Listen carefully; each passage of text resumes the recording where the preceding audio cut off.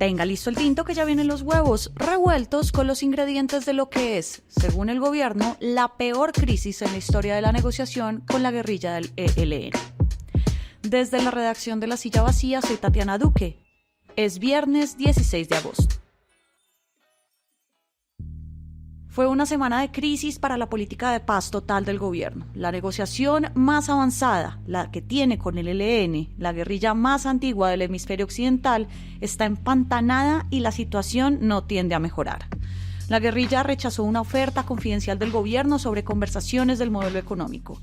Eso a su vez generó rechazo desde muchos sectores y el mismo comisionado de paz reconoció que la mesa atraviesa su peor momento. En 8 días vence un plazo impuesto por esa guerrilla para que el gobierno los saque de una lista de grupos armados organizados. Y por ahora no hay señales de volver a un cese al fuego. Mientras tanto, al menos 50.000 chocoanos están confinados por un paro armado indefinido que decretaron los helenos. Hoy hablamos de cómo llegó la mesa a este punto y de qué soluciones hay a futuro, si es que las hay. Santiago Rodríguez cubre conflicto para La Silla. Gracias por volver por acá. Me encanta estar de vuelta por segunda vez esta semana. Sí, porque lo que ha sido esta semana es crisis en la paz total, pero vayamos viendo qué fue lo que pasó con el ELN.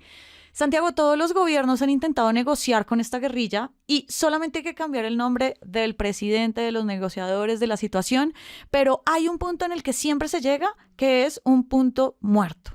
¿En esta negociación ya llegamos a ese punto? Bueno, sí y no. El gobierno no se va a levantar de la mesa ni dará un portazo a la negociación. Como digamos que ese no es el talante y no ha sido el estilo del presidente. De acuerdo. Además, pues sí hay un convencimiento de la delegación del gobierno muy profundo en que pues darle bala por 60 años a la ELN no ha servido para acabarlo y que el camino es el diálogo.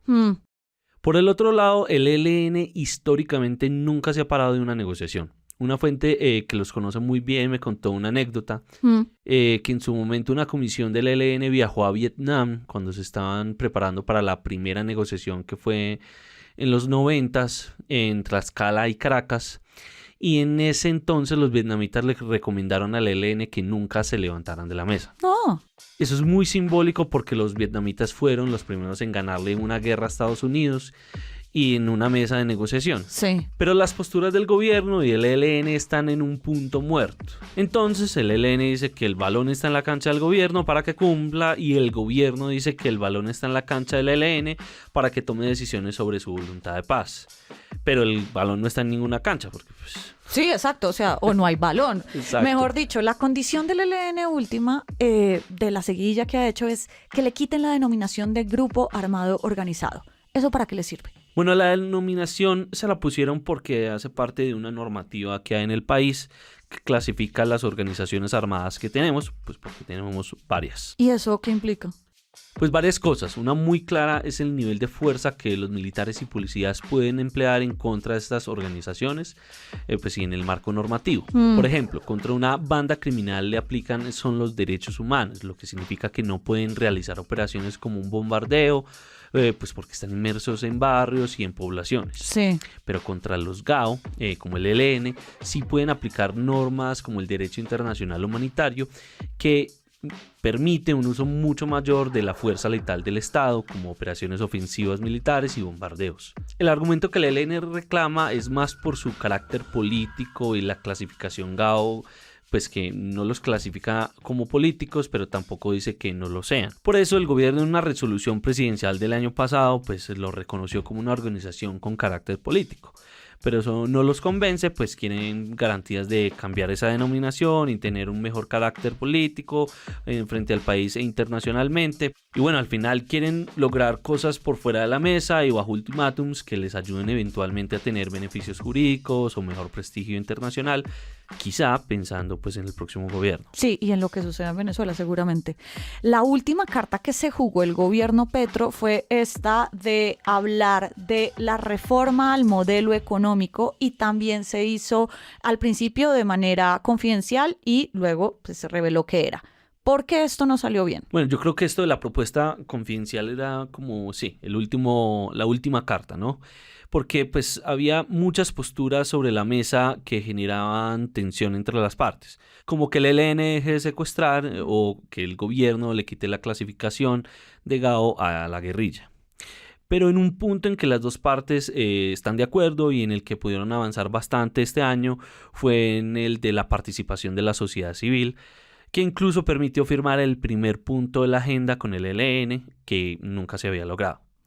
Dentro de ese acuerdo de participación hay un eje grande e importante sobre lo que el país debería conversar, y es sobre el modelo económico. Como este punto no genera resistencia en el ELN, sino mucho interés, y ya que estaba acordado en este primer punto de la agenda, el presidente trató de destrabar la negociación con esta propuesta que tenía un carácter confidencial. Y eso de confidencial produjo mucha especulación y hasta miedo, obviamente, del sector de la oposición. Claro, porque se creyó que el gobierno iba a discutir el modelo económico que nos toca a todos con la guerrilla a puerta cerrada. Y esa no era la propuesta. La propuesta era volver a sentarse para abrir la discusión justo pues, del modelo económico con todo el país. Y bueno, la propuesta era confidencial porque justamente lo que querían era destrabar y cortar esa forma de comunicación que estaba entre gobierno y la guerrilla, que era comunicados van, comunicados vienen. Independientemente de la forma en que se comunicaban, lo que sí hemos notado es que el ELN viene endureciendo su postura durante todo este año. ¿Qué fue lo que pasó, lo que cambió? Sí, llevamos casi todo el 2024 en una crisis explícita declarada por el ELN.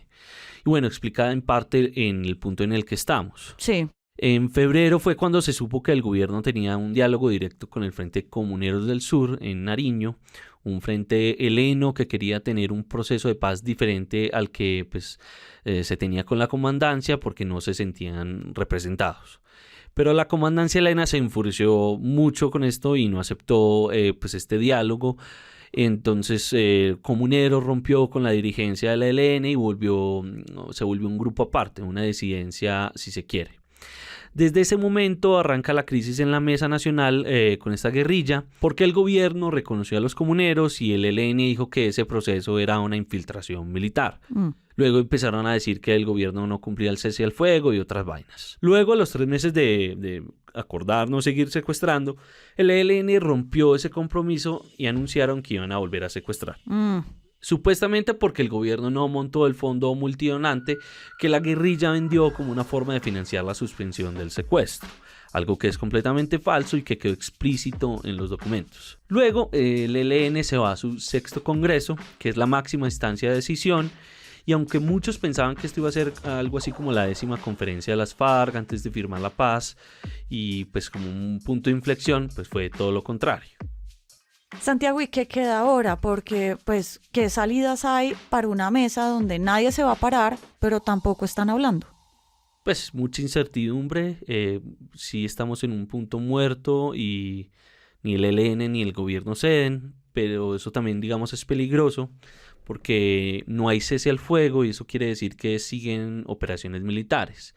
Y la guerrilla dio como plazo dentro de 8 días, el próximo viernes, para que el gobierno le quite esa categoría de GAO.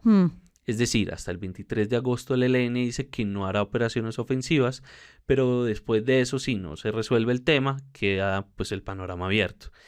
El peligro ahí es que varias fuentes de inteligencia temen que haya un atentado como el de la Escuela de Cadetes de Bogotá de 2019, que dejó a 23 jóvenes que querían ser policías muertos y que marcó el fin de la negociación con el gobierno Duque. Incluso ya se han identificado 2 células de esta guerrilla, una de inteligencia, otra de trabajo político en Bogotá. Aunque no tienen capacidad militar, pues ahí está el temor de que puedan facilitar el trabajo de otra comisión que venga a un atentado. Y por eso pues ya hay alerta en la fuerza pública. Santiago, seguiremos pendientes y expectantes a ver qué sucede. Gracias por pasar por acá. Gracias por invitarme. Y arranca el día con estas movidas. La abogada y defensora de derechos humanos Isis Marín se proyecta como la próxima defensora del pueblo. La elección será hoy en la Cámara de Representantes. Marín actualmente es magistrada auxiliar de la Corte Constitucional y ya recibió los respaldos de los conservadores, los liberales, los verdes, las curules de paz y buena parte del pacto histórico. La defensoría es usualmente un botín burocrático, pero el presidente Gustavo Petro envió una terna de defensoras con pocos o nulos aliados políticos. Toda la movida de poder está al aire en lasillavacía.com, en las redes y en el en vivo. y por acá cada mañana estará servido su desayuno político favorito. Con la producción de Fernando Cruz y de María Camila Ladino, yo soy Tatiana Duque. Feliz puente y nos escuchamos el martes.